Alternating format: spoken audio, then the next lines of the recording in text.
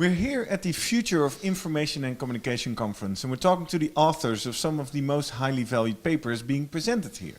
And in this episode, I'm talking to Glenn Fiedelholz and about his paper titled Cyber-Physical Network Mapping Attack Topology. Well, Glenn, good to have you with us. I think we first need to kind of deconstruct that title for our viewers. What are we talking about here?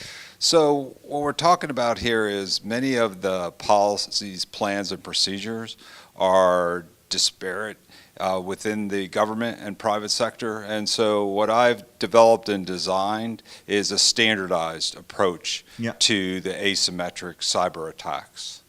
So in other words, for example, zero-day attack, botnet attacks, ones in which a lot of times the networks will not monitor, detect those types of attacks. But with this standardized approach, it doesn't really matter what type of attack occurs across the spectrum.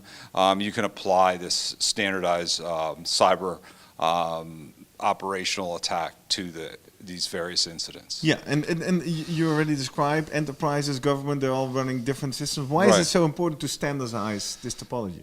Because it will enhance the efficiency and effectiveness of the cyber monitoring, detection, analysis, and mitigation of the attacks. So one of the huge problems that the government has and private sector is there's a variety of different tools that are integrated into the suite of incident management.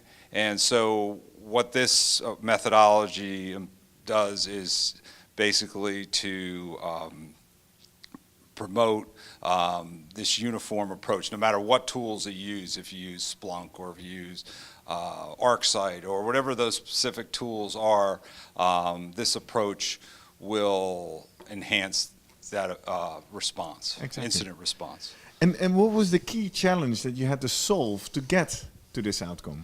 So the key challenge would be, since you have hundreds of these various tools, how do you formulate a methodology approach in which the tools will be under this type of methodology. So again, I used a matrix approach where you have the monitoring, detection, analysis, so all the government and private sector uses that type of approach. But then I went into implementation of how you would actually respond to that various approach. Exactly. And you've already been presenting your work. What is the response? How do people react to this? So the response has been really favorable, and I actually won a Cyber Leadership Award for this type of approach. And so I'm preparing within the next year to put together the Cyber-Physical Networking textbook to guide people in this type of methodology approach. It's a technical methodology approach. And if people want to adopt this, where do they start besides reading the text? So reading the paper, I provide a pretty thorough outline in what the methodology is to employ for this incident response approach. And so they could start with the paper that's in the Springer book. Exactly. Now, this work is done and presented. Where do you see the future? What is the next thing you're going to be working on? So the challenge would be, how do I incorporate other types of methodologies, such as at the conference here where you have artificial intelligence or machine learning. So that's a challenge because our cyber ecosystem is always evolving all the time. And so how would you incorporate those types of approaches, technical approaches, into this framework? Standardized framework. And would you say that is it flexible enough to do that, or is that actually going to be very No, it's hard? flexible enough to do it. I have the framework already formulated, but you have to just include enhancements to it. Exactly. So as one of the presenters indicated, most of the changes that are occurring are within the software realm.